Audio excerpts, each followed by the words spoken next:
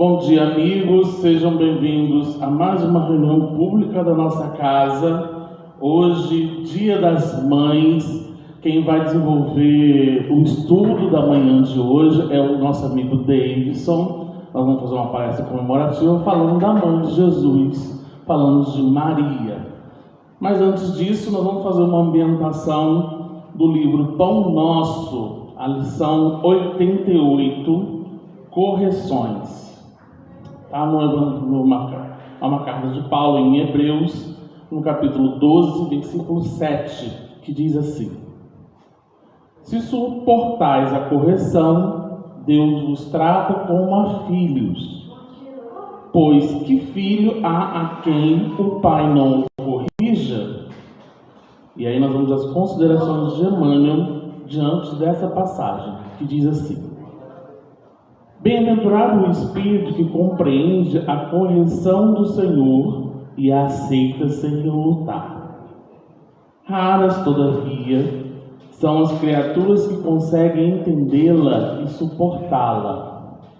Por vezes, a repreensão generosa do alto, símbolo de desvelado amor, atinge o campo do homem, traduzindo a advertência sagrada e silenciosa. Mas, na maioria das ocasiões, a mente encarnada repele o aguilhão salvador, mergulha na noite da rebeldia, elimina possibilidades preciosas e qualifica de infortúnio insuportável a influência renovadora, destinada a clarear-lhe o escuro e triste caminho. Muita gente, em face do fenômeno regenerativo, apela para a fuga espetacular da situação difícil e entrega-se inerme ao suicídio lento, abandonando-se à indiferença integral pelo próprio destino. Quem assim procede não pode ser tratado por filho, porquanto isolou a si mesmo, afastou-se da providência divina e reergueu compactadas paredes de sombras entre o próprio coração e as bênçãos paternas. Aquele que compreende as correções do todo misericordioso reajustam-se em círculo de vida nova e promissora. Vencendo a tempestade íntima, revalorizam as oportunidades de aprender, servir e construir. E fundamentados nas amargas experiências de ontem, aplicam as graças da vida superior com vistas ao amanhã. Não te esqueças de que o mal não pode oferecer retificações a ninguém. Quando a correção do Senhor alcançar-te o caminho, aceita-a humildemente, convictos de que constitui verdadeira mensagem do céu.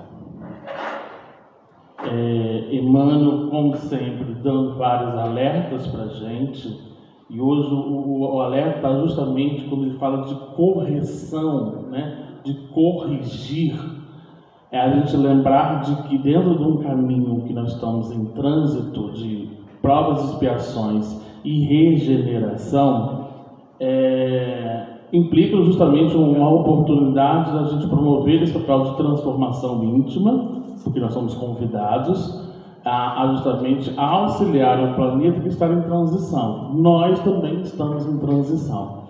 E quando ele fala desse ato de corrigir o mal com o bem, né? A gente fazer essa correção, ele coloca aqui vários caminhos e muitas das vezes nós optamos pelo caminho, até o caminho mais fácil. Como, por exemplo, a gente só reclama e normalmente não faz a atitude, né? Normalmente a gente está ali num papel de por que comigo? Por que agora? Por que eu não posso deixar para amanhã? Então, há situações, há oportunidades em que Deus mostra para a gente esse caminho de aprimoramento, esse caminho de transformação, e muitas das vezes a gente adia, né? A gente deixa para depois. E sempre colocamos como um argumento de que estamos num planeta de provas e expiações imperfeitos e que o erro implica justamente aprendizado. A gente sabe disso, de que muitas vezes o erro é uma oportunidade de aprendizado. Mas insistir no erro aí é rebeldia. Aí a gente já está no caminho de que eu vou deixar para a próxima. Só que muitas vezes a próxima a gente não vai ter essa oportunidade. Então, Emmanuel, ele nos convida na 88 a gente justamente fazer essa correção, né? A gente justamente caminhar para a sintonia pela essência que é o Evangelho do Cristo. Eu sempre falo aqui, tanto em palestra quanto meditação, de que a gente precisa observar de que o que nós estamos fazendo aqui hoje, além de ouvir a palavra do nosso amigo Davidson, tem que fazer sentido para mim, tem que fazer sentido justamente para esse momento de despertar. Nós não estamos aqui cumprindo um protocolo de presença e achando que vai ganhar um bônus hora, né? Não é esse o objetivo. O objetivo que a casa abre para a gente é justamente que a gente entenda de que essa mensagem consoladora, que Jesus muitas das vezes utilizou figuras para que a gente possa compreender na maturidade das nossas ações, entender de que hoje estamos numa oportunidade de transformação íntima, porque o planeta passa por uma transformação íntima. E cabe a nós justamente fazer duas ações. Ou a gente não faz nada, ou a gente já faz justamente o cumprir com o tempo esse acordo, essa correção de ações que precisamos em melhoria. Então, acho que assim, convém a gente fazer essa reflexão de Emmanuel. Ele, no final, ele coloca até assim: não te esqueça de que o mal não pode oferecer retificações a ninguém. A gente não pode ficar apontando o mal para o outro e entender de que ali vai corrigir. Nós mesmos temos que fazer por nós. Ele continua assim, olha: quando a correção do Senhor alcançar teu caminho, aceita humildemente, não reclama. Ele não diz para reclamar, aceita, convicto de que constitui verdadeira mensagem do céu. Surgiu o desafio? Não reclama, não passa para o outro, não delega. Entenda de que está lá no Bem-aventurados Aflitos, um capítulo que nós já estamos estudando desde o mês passado nas reuniões públicas. Nós só paramos hoje e quarta-feira porque são dias especiais, né? Para a gente fazer um trabalho de exposição doutrinária. Mas entender de que a dor a gente vai passar por um caminho de aprendizado. O sofrimento já é um caminho opcional, né? Então vamos elevar nossos pensamentos e agradecer ao amigo mestre Jesus, aos amigos espirituais que nos acompanham, Bezerra de Menezes e sua falange amiga. Agradecer a oportunidade de estarmos aqui nessa casa espírita que abre as portas para nós há 74 anos, com o objetivo de que a gente possa a cada dia meditar, refletir no Evangelho do Cristo, conhecer a doutrina espírita, os seus princípios básicos, para promover o nosso autodespertamento e ao mesmo tempo responder às nossas dúvidas e questionamentos. Que nosso irmão Deus, junto com seus amigos espirituais, possam nos ofertar reflexões diante da mensagem. Hoje falamos de Maria, que a gente possa justamente buscar o exemplo dessa mãe, que trouxe para a gente a oportunidade em vida da gente ter o contato com o guia e modelo da humanidade. Ampare a nossa comunidade que nos abriga, ampare a todos os trabalhadores, frequentadores e voluntários dessa instituição, ampare os espíritos amigos que passam por condições de sofrimento, perturbações, e que possamos durante toda a reunião pública mentalizar nesses espíritos que buscam consolo, e ofertar através da doutrina espírita o caminho necessário para ir caminharmos juntos rumo à nossa transformação moral. Que o Senhor nos ilumine e nos proteja hoje e sempre, que assim seja, graças a Deus. Então nós vamos passar a palavra para o amigo Davidson, que ele vai fazer hoje uma palestra especial falando sobre Maria, Mãe de Jesus.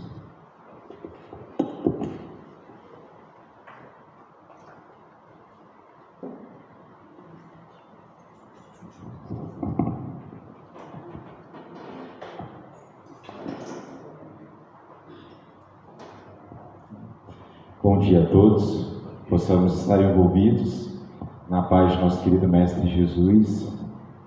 Pedir aqui permissão para apagar a luz para poder visualizar melhor. Hoje é um tema especial e é um especial talvez não pela data, entre aspas, mas pela temática da data, né? Assim, hoje todos nós comemoramos o Dia das Mães. E é importante a gente fazer as distinções, né, a respeito desse dia, que é uma data que nos simboliza de algo material, né, que vem do comércio, que vem do objetivo de presentear as mães, né, que muitos de nós, enquanto filhos, nos reunimos e aproveitamos desse dia para nos reunir. E é uma data que nos sensibiliza. Então é muito importante a gente também ter essa visão crítica, né, assim, será que a gente ainda precisa de uma data para sensibilizar? Será que a gente precisa de uma data para presentear? Sendo que a gente tem tantos outros dias, 364 outros dias, onde a gente tem o dever de cumprir o mandamento de honrar vosso pai e vossa mãe. Então hoje é um recorte da sociedade, né, que é o Dia das Mães, mas é importante a gente aproveitar ainda desses recortes, porque a gente precisa de lembranças, justamente para nos auxiliar qual é o papel da figura que nos apresenta na maternidade.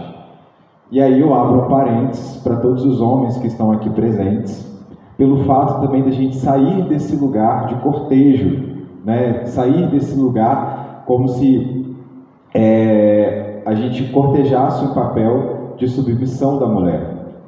A maternidade, né? Ser mãe, estar na experiência feminina é uma questão reencarnatória. Então todos nós que estamos como homem hoje, futuramente e no passado, vamos estar novamente nessa provação. Então é muito importante a gente entender que é uma reencarnação de muito respeito, uma reencarnação de muita equidade, mas uma reencarnação ainda historicamente muito sofrida e muito injusta, aonde a gente não valoriza de fato o grande papel que a mulher tem dentro da experiência reencarnatória. Graças a Deus a gente anda em grandes espaços, em largos espaços, né, e revisar o papel da mulher dentro do lar, dentro da sociedade, dentro da maternidade, mas a gente ainda precisa muito ainda avançar em respeito a tanto sacrifício. Então nosso papel, o nosso objetivo aqui é a gente fazer esse alerta que a gente não pode romantizar esse sacrifício da maternidade, né? Porque como a gente está em outra esfera encarnatória hoje, a gente ainda romantiza muito, né? Então assim, é trazer o respeito e entender que ser mãe, ser mulher, em muitos espaços, ainda na sociedade, exige muito sacrifício. Então de nós, enquanto filhos principalmente dessas pessoas, dessas mulheres, a gente precisa respeitar e valorizar muito. Mediante essas observações importantes, a gente vem fazer um aporte sobre a ideia de Maria. Aonde Maria, ela não foi só uma mulher ou só uma mãe da qual nós conhecemos com todas as suas questões da qual a gente coloca. Aí a gente está falando de uma outra magnitude, que é uma magnitude que envolve a ideia do amor. E é um amor que também foge da nossa concepção, um amor voltado para o interesse. Mas é um amor que ele é voltado justamente para uma entrega e uma renúncia e uma submissão que não é a submissão da qual a gente tocou aqui no início. É uma submissão diretamente ligada a Deus, aos desígnios e às vontades dele. E aí, para iniciar, a gente trouxe essa frase de um poeta austríaco. Ele fala que o amor é anterior à existência. Sentado aqui, eu lembrei de uma música que a gente cantava muito, que ela fala que antes de tudo ser criado, tudo era amor. Então, todos nós que viemos, de uma maternidade, que viemos de um ventre, que tivemos o início e justamente que também viemos de Deus, todos nós, antes de tudo, já existia esse amor. Então, em muitos momentos, se a gente pensar também ali na figura de Jesus, em muitas situações que a gente possa recorrer a essa ideia pré-existente do amor, que é Maria, que é a nossa grande Mãe Santíssima, que é uma mãe que nos acolhe, que é uma mãe que nos consola. E aí, de uma forma poética, a gente tem duas figuras muito fortes. Eu particularmente, eu sou muito apaixonado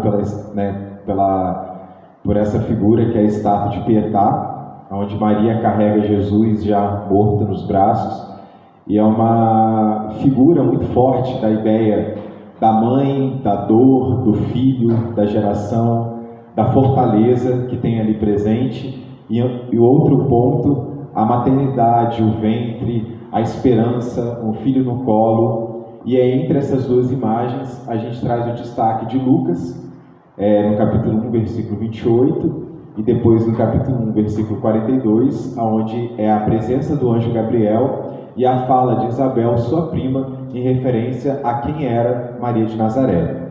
Mas para esse início, eu gostaria de trazer esses dois versículos em música, na interpretação de Tim Vanessa.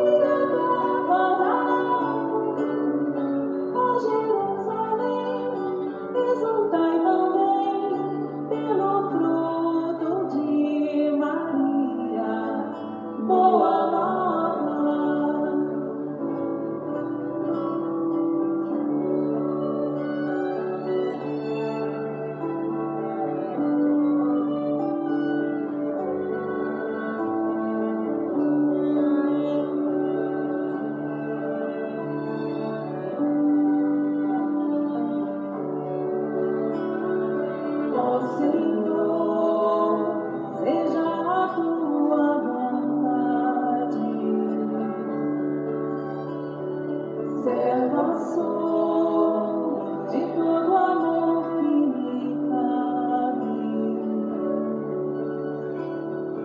O Senhor dará a luz, achaste graça diante de Deus, o teu nome é no céu.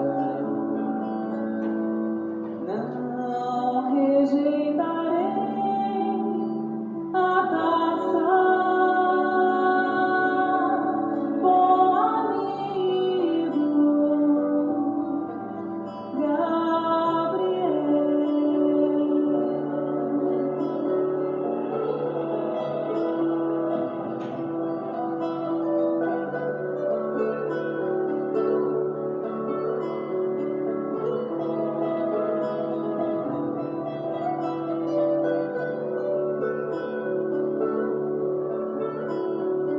Ó Senhor, seja a tua vontade, serva sou de todo amor que me cabe. Ó Senhor,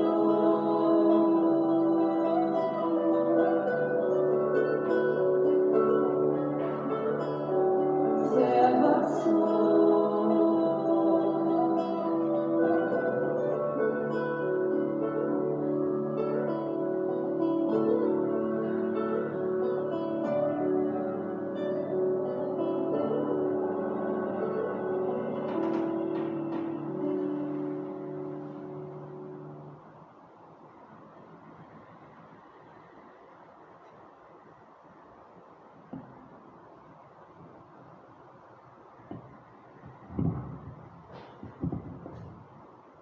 Então a gente tem nessa música, que é uma música muito bonita e que traz inúmeros trechos das passagens da vida de Maria, e a gente inicia justamente com a aparição do Espírito de Luz Gabriel, que é justamente o emissário do Senhor que vem avisar conforme as narrações e as profecias sobre a vinda do Messias, e depois a gente tem um reconhecimento da Isabel de quem é aquela mulher.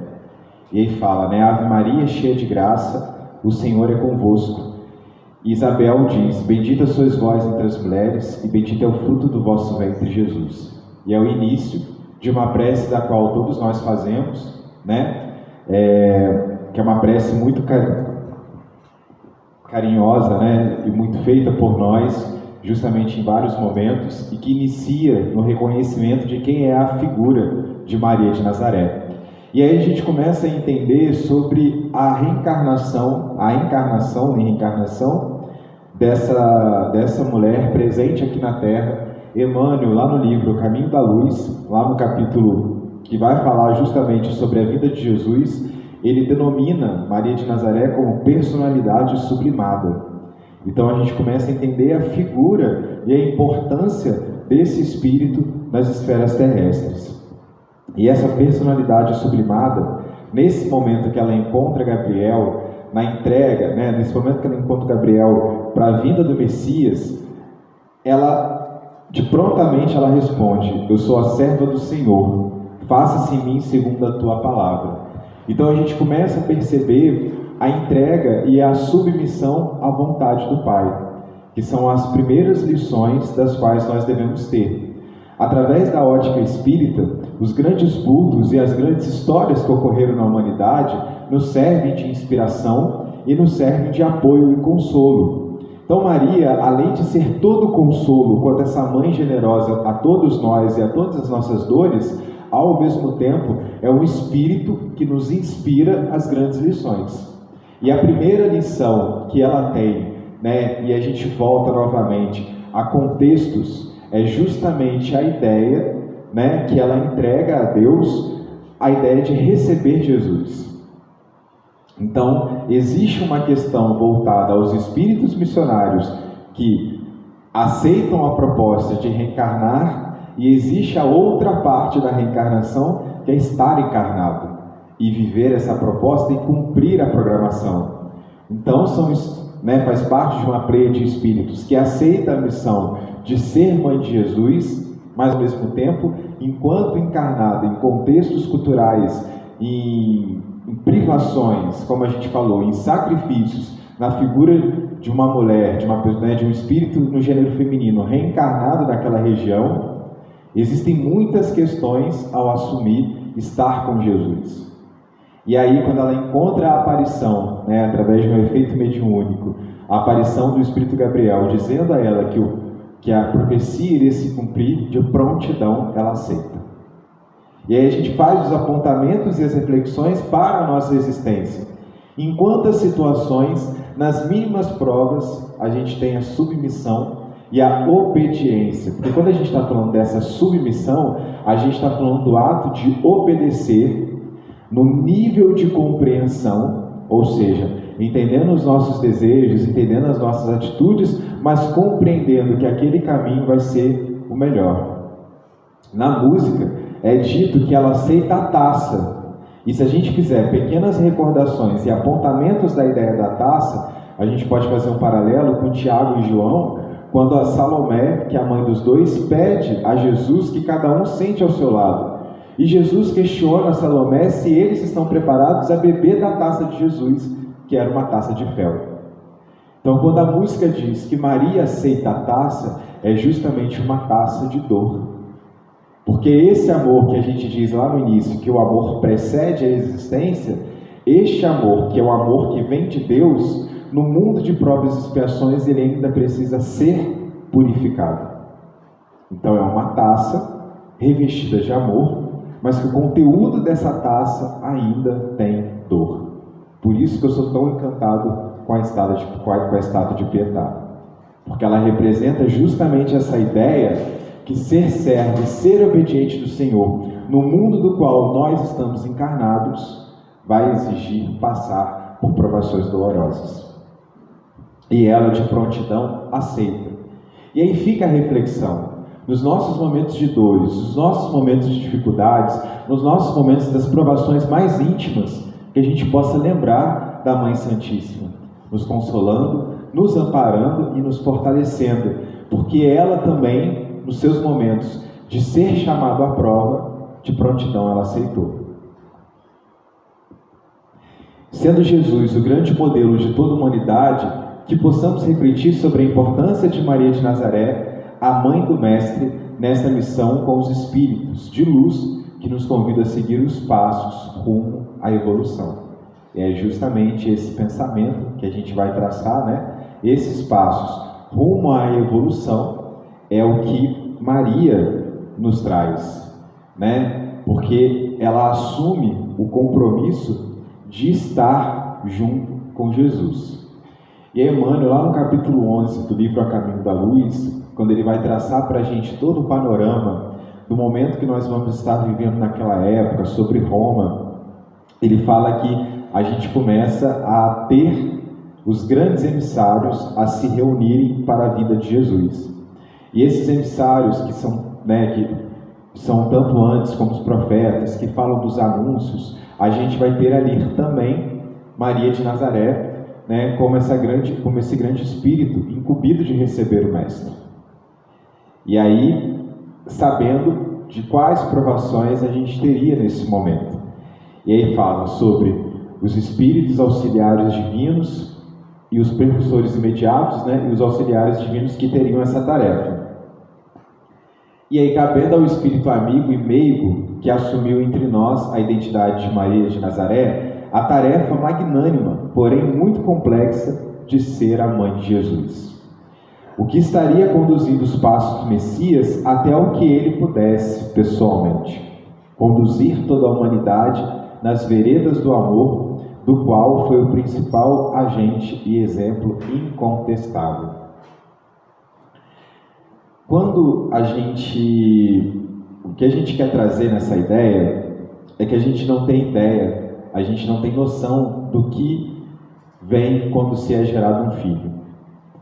O que se passa, quando acho que muitas mães e muitos pais também devem ter essa sensação de olhar um filho já com 15, 20 anos, 50, olhar um filho e passar, a gente já passou por tanta coisa. Coisas que às vezes a gente achava que não seria possível quando um filho adoece, ou quando uma situação financeira bate na casa, né? Ou então quando a gente tem uma dificuldade familiar, ou quando a gente enfrenta uma crise no relacionamento e vem a separação do casal. Então, assim, tanto o pai quanto a mãe às vezes pode olhar aquele filho depois de tantos anos e se questionar e falar assim, parece que a gente não ia chegar até aqui e nós estamos, né? Nós estamos aí já nessa fase, nesse estágio. Então, quando a gente está falando sobre Jesus reencarnar, a gente está falando sobre a prova viva do caminho da evolução, de mostrar um caminho e que esse caminho ele é feito por provações e por expiações. E aí assumir a identidade, né? Um afeto, porque a gente vai ter um contraponto quando a gente fala de estar encarnado, que é o contraponto da ideia da matéria.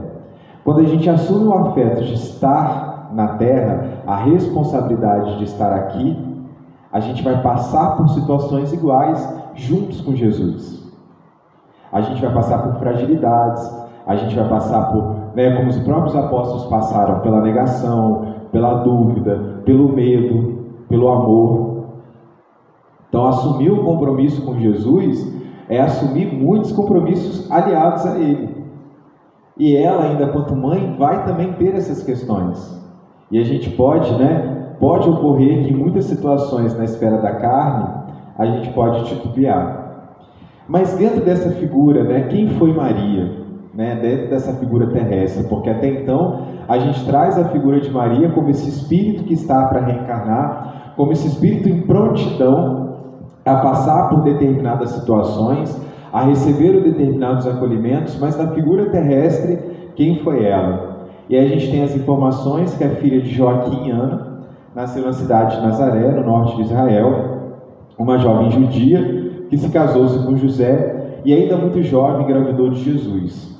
Mas pouco se sabe sobre sua biografia, além dos registros bíblicos, citada também nos evangelhos canônicos e apócrifos. E aqui, pela idade, ela devia ter entre 14 e 16 anos, que já era uma idade para a época que a gente considera aí como uma vida adulta, né, diferente de hoje, mas que já trazia as responsabilidades de uma mulher daquela época.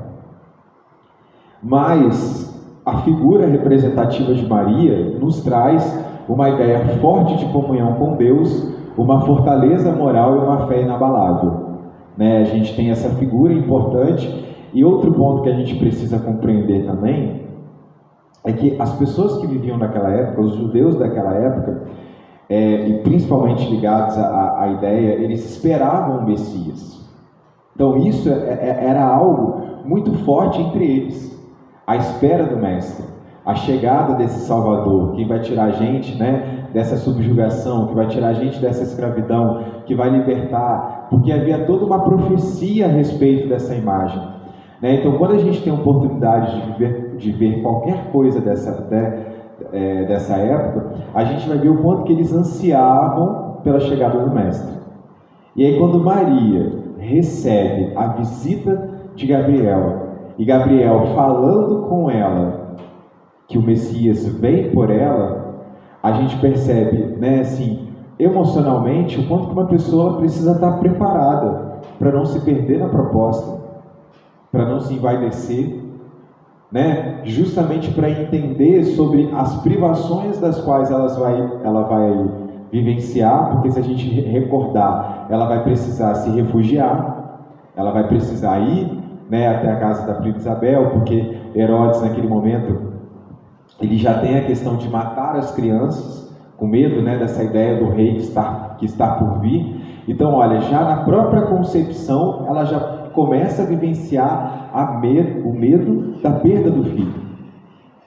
E aí a gente precisa ser resiliente, resignado às questões que teve entre ela e José, né, a confiança na fala de um espírito. Então, quantas coisas ela precisa vivenciar naquele momento, já na concepção, para entender o papel dela. E aí tudo isso, se ela não tiver entregue à ideia de Deus, porque ao mesmo tempo é como se fosse uma emissária direta, porque ela foi o veículo terreno do qual Jesus faz uso para o reencarne. Então a gente precisa entender que a figura dessa mãe ela é muito importante, que não pode ser um espírito de qualquer ordem moral, no sentido, né, que pode se fragilizar, que pode se titubear em muitas situações, porque as provações serão grandes. Então a gente precisa de um espírito de alta magnitude. Então, assim, a ideia de elevar ou de reforçar a grandeza de Maria não é para a gente ovacionar ou para a gente entrar num estado de contemplação, mas é para a gente saber, no nosso grau de confiança em quem a gente deve se apegar. Que a Ave Maria, muitas das vezes quando a gente ora, que não seja só mera repetição, mas que a gente entenda a potência para quem está sendo direcionado as nossas palavras, os nossos pensamentos, os nossos sentimentos. É alguém que vive nessa comunhão direta, é alguém que tem essa fortaleza moral, que tem essa fé inabalável e que nos fortalece em grandes inspirações. Então que a gente possa ter a concepção da ideia de quem é a Maria de Nazaré. E aí um papel importante que ela vai exceder a todos nós, e isso é muito interessante a gente compreender também, que todos esses espíritos, quando eles estão para vir à Terra, para realizar um trabalho de humanidade, né, porque Jesus faz um trabalho de humanidade, de educação da humanidade, o que Maria faz é possibilitar, né, que a humanidade ela seja contemplada. Então, quando esses espíritos vêm à Terra para exercer um trabalho de humanidade, eles vivem uma experiência de humildade imensa, porque a grandeza desses espíritos faz com que eles passem por privações dos quais eles não têm mais necessidade. Esses espíritos reencarnam no mundo material, passam pelas provações de crescer enquanto criança, de virar, né, um adulto, de viver as privações daquela cultura, de viver aquelas determinadas necessidades, né, justamente isso, e para se assemelhar a nós em exemplos. E por que a gente está trazendo isso? Porque lá na questão 582 do Livro dos Espíritos é perguntado sobre a missão dos pais. E aí, de uma forma aqui bem breve, é dito, né, existe, depois quem quiser consultar, tem mais outras coisas, mas a gente destacou aqui que educar o filho sempre é uma missão. Então Maria, né, quando ela reencarna, ela teve essa responsabilidade de educar, né, Jesus ali naquele momento, já sendo o espírito que era, porém ela tem esse papel e com certeza essa educação também envolve aprendizado, porque quantas grandes lições e recordações ela teve do mestre na fase da infância, na fase da adolescência, nesse período do qual nós desconhecemos, né? Esses 30 anos dos quais poucos relatos nós temos, mas a gente vê sim, do pouco que a gente tem, o quanto Maria também aprendeu. Mas ela vive esse processo de educação e essa é a nossa missão, enquanto pais, enquanto mães aqui na Terra, né? Entendendo que há uma separação desse processo educacional, porque eu educo meu filho na forma do caráter, mas ao mesmo tempo este filho ele tem uma vida própria, uma vida individual do qual não é da minha vontade, não é do meu querer, né? Então assim, a gente entende então que Maria ela executa o seu papel enquanto educadora, enquanto mãe, enquanto condutora de Jesus no momento necessário do qual precisava conduzir e das grandes lições dos quais teve com ele, e o seu grau de relação com o mestre. Porque a educação envolve relação, envolve amor, envolve entrega. Então a gente também é importante a gente entender que Maria, mesmo com toda a magnitude de um espírito, ela estava encarnada. E encarnada na Terra, ela era mãe. Então a gente lembra que a gente precisa passar pelas questões ali que a gente aprende, do véu do esquecimento, do cumprimento do dever, do grau de apego aos afetos que a gente tem na Terra. Então ali, apesar, né, mesmo com todas essas análises que a gente está fazendo aqui da figura de Maria, ela era mãe. Uma mãe de Jesus. Ou seja, imagina a quantidade de afeto que existia entre ela e o mestre. E um afeto que passaria pelas experiências da crucificação. E aí, como a gente colocou que Maria estava encarnada, a gente vê aqui que Maria tinha intuição vívida, embora toldada pelos efeitos provocados pela encarnação na matéria. E essa frase toldada é justamente embora envolvida pelas questões da matéria, ou seja, o esquecimento do passado, o esquecimento do que ela veio fazer à Terra e das questões que são ligadas à maternidade. Então ali, ela era um espírito de magnitude? Era, né? Embora a intuição vívida, mas ela era mãe. Ou seja, ela estava ali dentro do papel dela, da mãe de Jesus. Então ela viveu os momentos assim, das grandes viagens. Né? Então vamos pensar o contexto dela nessa passagem. Primeiro, quando a gente chega na Boa Nova, ela sabe que o filho dela é o Messias.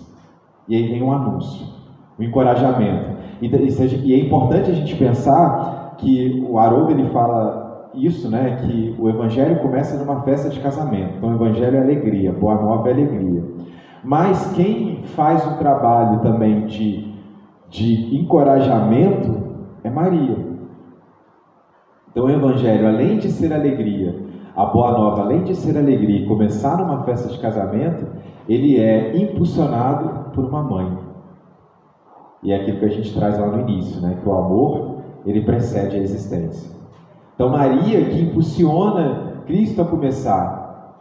E aí vai acompanhando os filhos, fazendo os milagres, porque tem toda a vivência lá com ele com 12 anos, quando ele vai na sinagoga, quando ele tem as escrituras, as palavras, a forma como ele já falava sobre a relação dele com Deus. Então ela tem isso muito vívido dentro dela sobre a grandeza de quem era aquele espírito, e ao mesmo tempo ela começa a acompanhar os milagres do casamento, notícias de curas, o quanto que aquele filho era amado pelos pobres, né? O quanto que ele provocava a libertação das pessoas. E de repente ela começa a acompanhar os apóstolos, os amigos, o Sermão do Monte, inúmeras coisas que fala de amor. E o amor que a gente aos poucos vai conhecendo, mas que ela foi conhecendo na sua totalidade, na sua experiência integral. O amor que está ligado diretamente à ideia e à concepção de Deus, toldada pelos efeitos provocados pela encarnação, ou seja, vivendo todas essas questões, mas revestido pelo mecanismo físico da matéria, de que haveria de cumprir os passos de uma estrada árdua. E aí, de repente, em todas essas situações, ela começa a vivenciar as notícias de aflição.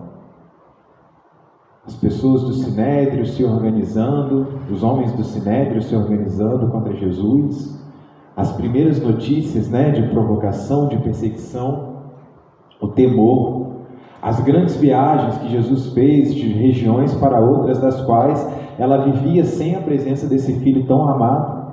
A gente às vezes quando desaparece, né, quando fica um tempo fora, quando a gente mora longe, quando a gente volta, a mãe fala, né, esqueceu que tem mãe, não aparece mais, não liga. E aí Maria, né, e naquelas regiões que a gente não tinha um WhatsApp, não tinha um telefone, não tinha nenhuma videochamada para fazer, a gente tinha que esperar um emissário chegar ou a própria pessoa chegar para matar a saudade. Naqueles 3 anos intensivos que Jesus divulgou a Boa Nova, e ela, enquanto mãe, vivenciava as experiências de uma mãe encarnada. Jesus de Nazaré, que desde cedo apresentava condições excepcionais de consciência e clareza da sua missão terrena, ela começa a viver essas aflições.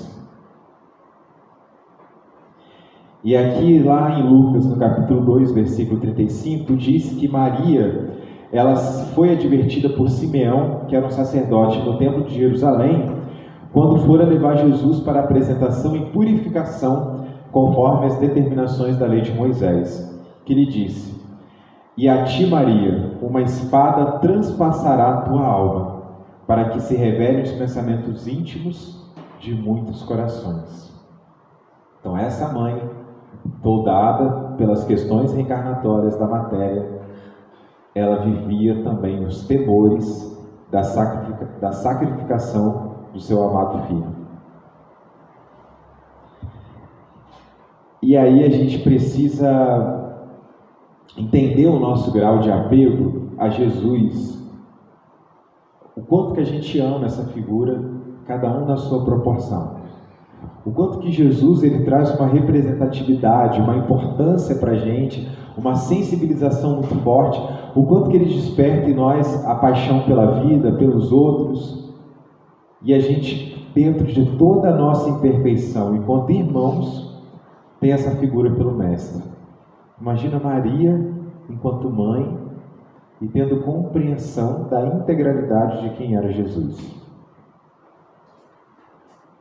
E aí, dentro de todo esse processo, de todo esse amor e dessa vivência de mãe para filho, vem a notícia da prisão, da traição de Judas, de Jesus preso no cárcere, aquele filho que ela viu nascer do próprio ventre, que foi comunicado por um espírito enviado, Gabriel, aquele espírito que falava de Deus na sua maior concepção, aquele espírito que anunciou a boa nova numa festa de casamento, aquele espírito que curou leprosos, pessoas aleijadas, que deu visão, aquele espírito que deu vida aos outros, mas que agora não poderia defender a própria vida. Então ela via aquele filho de extrema vulnerabilidade, encarcerado, humilhado, açoitado. E aí é algo que foge hoje da minha experiência, que além de estar numa figura masculina, eu não tenho nem a concepção da paternidade, quanto mais da maternidade, mas quando você vê algo seu, do qual você não pode nem defender, é muito forte essa dor. E ali ela está.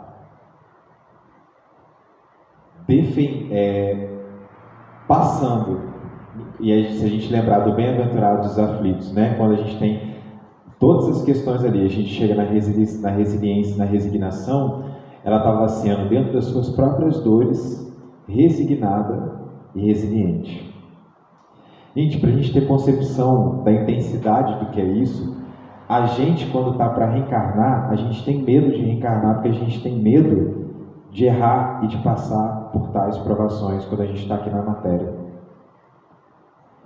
Então entende, se a gente tem medo de passar por questões reencarnatórias, ela acendeu 2 vezes em aceitar enquanto espírito a dor que ela passaria quando ela estava encarnada e não sucumbir à dor do qual ela passou.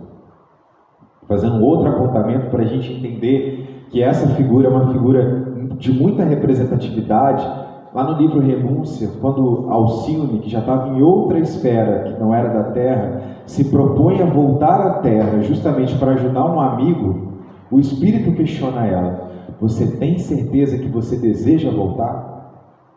Porque você vai passar por experiências das quais você não tem necessidade, porque essa é a realidade daquele mundo.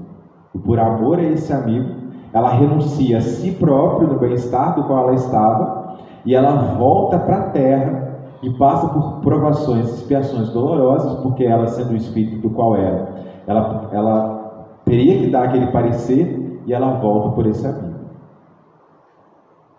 Então, eu trazer esses 2 exemplos, da gente quando reencarna, o exemplo de Alcione, para mostrar o que esse espírito passou, por entender que Jesus precisava vir à humanidade. Ela aceita essa tarefa. E quando a gente está toldada pela matéria, a gente traz as impressões da matéria. A magnitude de quem ela era, ali ela era uma mãe. Então isso é muito importante quando a gente olhar para todos os espíritos, todos os espíritos evoluídos, a gente também ter esse olhar empático para eles. Ah, mas era Bezerra, mas era Chico, era Edivaldo, era mas todos esses espíritos tiveram dores. E tem dores, né? Dos que estão encarnados. Então eles têm sim o seu grau de merecimento. E aqui, quanto mãe encarnada, ela vê o filho dela, o Salvador, numa cruz. Da forma pior, né? Porque ele não foi só morto. A gente sabe de toda a história. E ali ela recolhe esse filho. E Jesus, no seu ato de extrema misericórdia, ainda traz para ela, né? Eu vou embora, mas te deixo um filho, que é João Evangelista. Mulher, eis aí o teu filho, e filho, eis aí a tua mãe. E só uma experiência aqui muito bacana também, quem depois tiver o interesse, o Haroldo Dutra, ele tem uma palestra por volta de 1 hora mais ou menos, que ele fala sobre a dor. O nome da palestra, o conteúdo da palestra é sobre dor. Ele fala sobre a experiência de passar pela dor, mas ele fala de toda a palestra contando a história de Maria. Então, assim, a ótica que ele deu para a dor, contando a história de Maria, é fascinante. Então, se a gente colocar lá no YouTube, dor, Haroldo Dutra, Maria de Nazaré, vai aparecer essa palestra, que ele vai contar a afeição que Maria tinha por Jesus, a criação que ele teve, o momento do Calvário e a resiliência desse Espírito como um grande exemplo para nós. E aqui, quando a gente fala, né, que Maria de Nazaré, ela ganha um filho ali no Calvário, que é João Evangelista, depois de um tempo, ele volta para buscá-la, né, e ela passa a morar com ele em Éfeso. Aqui é a casa que, né, as tradições ainda mantêm, muitas pessoas fazem visitação. Ela fica, agora eu me esqueci, eu não sei se é na Turquia, eu acredito que seja na Turquia, que ela permanece, a casa de Éfeso, que eles consideram como a casa da Mãe Santíssima, mas muitas pessoas à procura de Jesus passaram por essa casa para escutar pelo Mestre. E lá, na passagem de Boa Nova, a gente tem a figura que é chamada de Mãe Santíssima, quando o leproso, ele diz a Maria, né? Você é a Mãe Santíssima de todos nós. Justamente porque aquela, na perda de um filho, e que esse filho era Jesus, ela passa a consolar todas aquelas outras pessoas que buscavam Jesus. Então, todos os outros seres que buscavam o Mestre, que não sabiam da morte de Jesus, que chegavam em Éfeso, tinham a figura de Maria de Nazaré como a grande mãe das pessoas. A informação está correta, né? Éfeso fica no centro-oeste da Turquia. Então, isso aí. Então, obrigado, Fabrício, que eu li e depois eu acabei esquecendo. Mas é isso mesmo. Então, Éfeso fica hoje na região da Turquia e muitas pessoas passavam por essa região para receber e encontrar Maria nesses momentos. E é muito forte, né? E é muito bonito. O Haroldo, ele fala isso muito na palestra, que todas aquelas pessoas que estavam à procura de Jesus e aquela mulher que tinha perdido um filho, ela estava ali firme, consolidada como uma rocha, falando sobre esse amor, falando sobre essa consolação de quem era a figura do Mestre. Então muitos, mesmo não tendo Cristo, tiveram nela esse grande aporte. E lá, seguindo a narração do Boa Nova, do Berto de Campos, no final, quando Maria já está no processo de desencarne, que ela já desencarna, ela faz um passeio por toda aquela região, ali da Palestina, e chega um momento que ela chega nos círculos de Roma, onde os cristãos começam a sofrer as grandes perseguições. E há uma narração muito bonita de Humberto, que ela, chegando naquele espaço, que ela vê todos os cristãos reunidos, entregues ao momento de serem comidos pelos leões, de também sofrerem as suas humilhações, ela pensa o que ela poderia deixar de coragem para aquelas pessoas. Enquanto Jesus nos ensinou o papel da libertação, Maria, nesse instante, vou trazer aqui, depois eu volto, trazia a alegria, a força e a alegria. Então Maria, nesse momento, ela chegava perto de uma moça e ela inspirava essa moça a cantar. E aí fala que foi um dos primeiros hinos cristãos que essa moça ela canta pela força de Maria, ali, inspirada por Maria, e todos os cristãos também cantam juntos naquele momento, prestes a encontrar a morte. E aí Maria fala para essa moça, né, lá no livro Boa Nova: canta, minha filha, tenhamos bom ânimo, convertamos as nossas dores da terra em alegrias para o céu.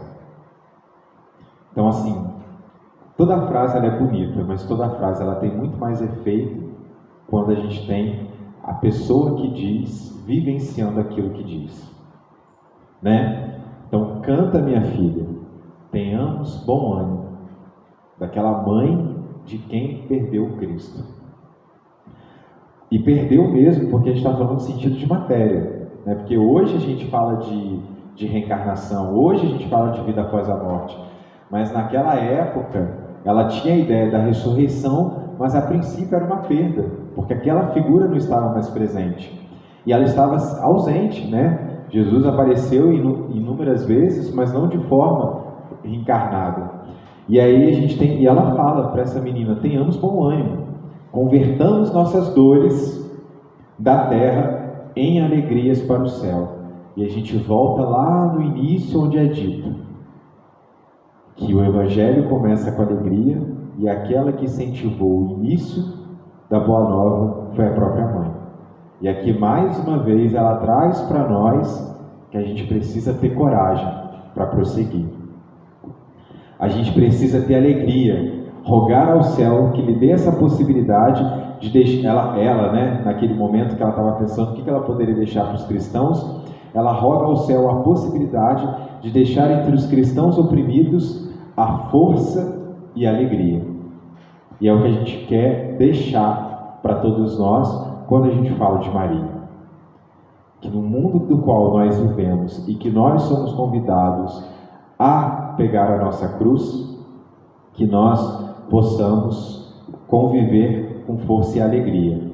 E lá no livro, a gente já está encerrando, no Caminho, Verdade e Vida, no capítulo 71 é dito: apesar dos quase 20 séculos decorridos, o júbilo ainda é de noivado, a festa, né, do casamento, porquanto não se verificou até agora a perfeita união. Neste grande concerto da ideia renovadora, somos serventes humildes. Em muitas ocasiões, esgotasse o vinho da esperança. Sentimos-nos extenuados, desiludidos. Imploramos ternura maternal. E eis que Maria nos responde: fazei tudo quanto ele vos disser. É o que ela fala para os servos. Olha, eu preciso de água, eu preciso dos vinhos. E ela fala para os servos: fazei tudo quanto ele vos disser. Então todos nós, ainda nessa grande festa de noivado, no momento que a gente se encontrar desanimado, encontrar sem esperança, que a gente possa se reportar a Maria, para que ela possa nos dar força e alegria, mas que a gente possa escutar o que ela diz: fazei tudo o que ele vos disser.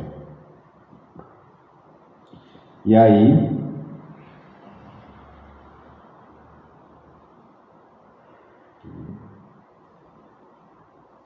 para a gente encerrar com a magnitude de quem era essa pessoa, Maria Dolores, ela traz esse poema.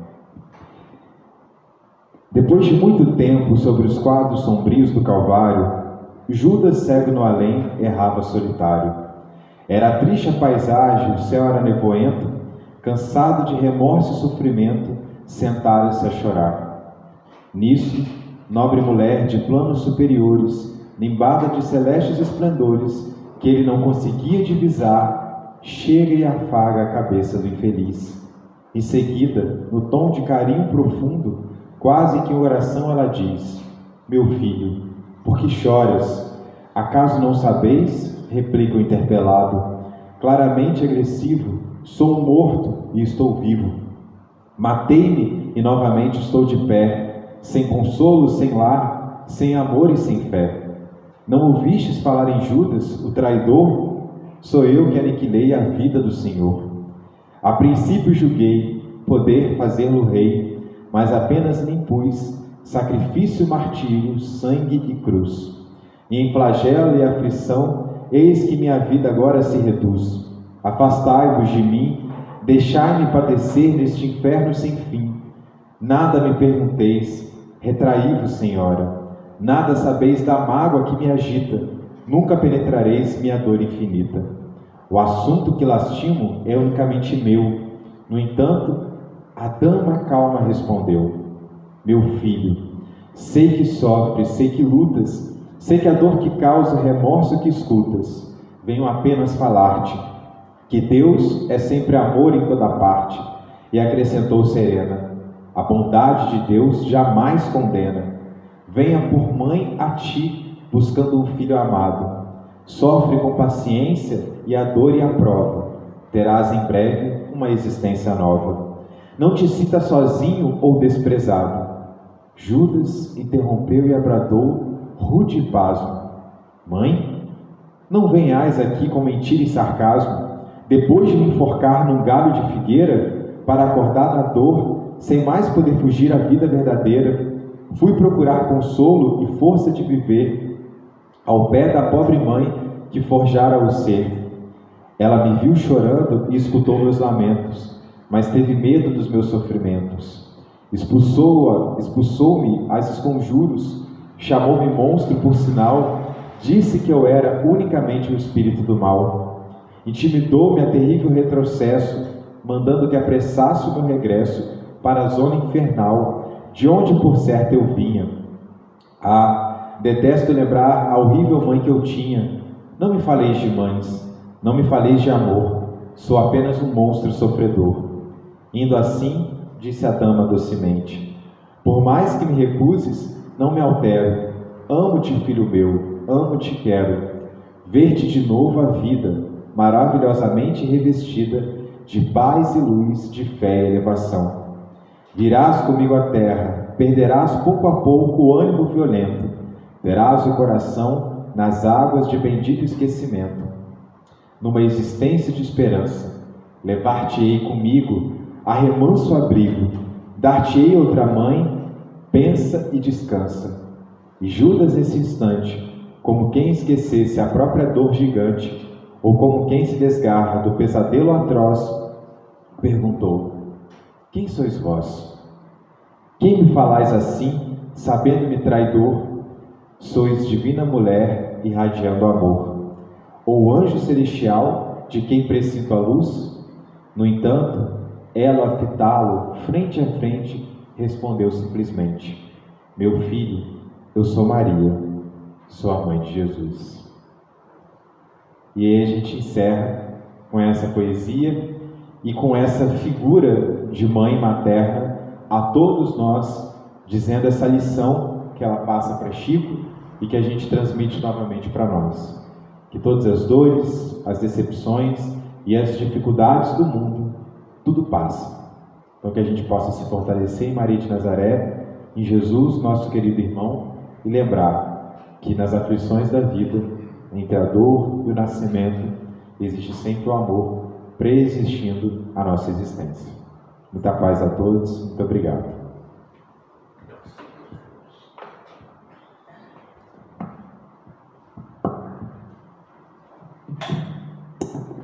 Agradecemos ao amigo Davidson, né, pela viagem, né? Ele acabou fazendo várias viagens na figura da Maria, né? E forte aprendizado também pelo embasamento que ele passou, né? Durante essa semana nós vamos dar prosseguimento ao assunto de mãe e família, né? Na próxima quarta-feira nós vamos fazer também uma palestra especial ao Dia Internacional da Família, que é dia 15 de maio, né? Dia 14 de maio, na quarta-feira, quem vai estar aqui com a gente é o Marcos Vinícius, que ele vai fazer o tema O Melhor é Viver em Família, que é uma campanha permanente da Federação Espírita Brasileira. Então, está todo mundo convidado a também de dar prosseguimento e continuidade ao Dia Internacional da Família, na quarta-feira.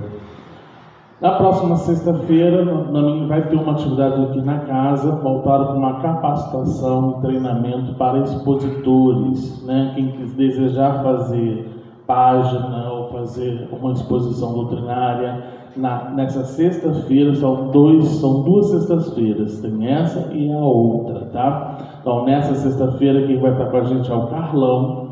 Ele vai iniciar o módulo introdutório desse curso, né, dessa capacitação de expositores. E aí, na outra sexta-feira, encerrando, vai estar aqui com a gente o Robinson. Então, são dois expositores de muito tempo, de muita experiência, que estão dedicando um pouco do tempo para fazer mais uma qualificação. Então, quem desejar, quem tem interesse, a casa é aberta, e quem está também nos acompanhando de forma virtual e deseja vir à casa, as portas estão abertas também. Então, na sexta-feira, nós temos um compromisso aqui na casa com uma capacitação. No sábado, nós temos uma peça de teatro com temática espírita no Teatro Gacemes. Então, vai ter uma peça falando do nosso mentor espiritual, que é Bezerra de Menezes. Então, às 8 horas da noite, no dia 17 de maio, no sábado, vai estar em cartaz a peça Bezerra de Menezes, tá, gente? Então, é uma peça com produtores locais, são produtores de Miguel Pereira. Então, eles estão aqui e, assim, vamos acompanhar a arte espírita, vamos acompanhar as produções que estão ao nosso alcance, e também conhecer um pouco da vida e obras de Bezerra de Menezes no sábado. E domingo, quem vai estar com a gente, Carlão vai estar na sexta-feira e também vai voltar no domingo, porque no domingo é ele também falando sobre esquecimento do passado. Tá? As atividades de estudos continuam normalmente. Quem desejar, tem um quadrinho ali com as informações dos estudos, e também nossas redes sociais também tem todas as informações lá dos nossos trabalhos, tá bom? Então vamos elevar nossos pensamentos e agradecer ao amigo Mestre Jesus a oportunidade bendita de estarmos aqui nessa casa, aprendendo um pouco mais dessas lições, para que a gente possa internalizar em nossos corações, retirando as mazelas do homem velho na construção desse homem novo. Agradecemos a oportunidade dessas reflexões íntimas e que possamos colocar em prática na vivência da família, na vivência da sociedade e também no íntimo.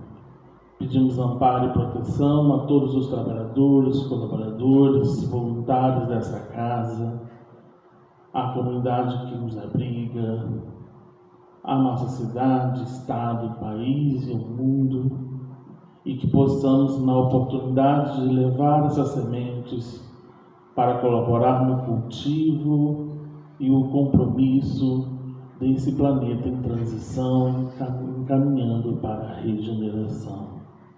Agradecemos a todas as oportunidades que nos destes, e que também possamos, nessas preces, envolver a todas as mães no seu dia, que a gente possa levar na figura de Maria os nossos abraços nessa tarefa comemorativa. A gente sabe que hoje é um dia simbólico, mas lembrando dos compromissos da maternidade em prol do nosso crescimento e transformação íntima. Que o Senhor nos ilumine e nos proteja hoje e sempre, que assim seja, graças a Deus. Aqueles que desejaram a paz, só aguardar que serão chamados, e todas as mamães, um feliz Dia das Mães.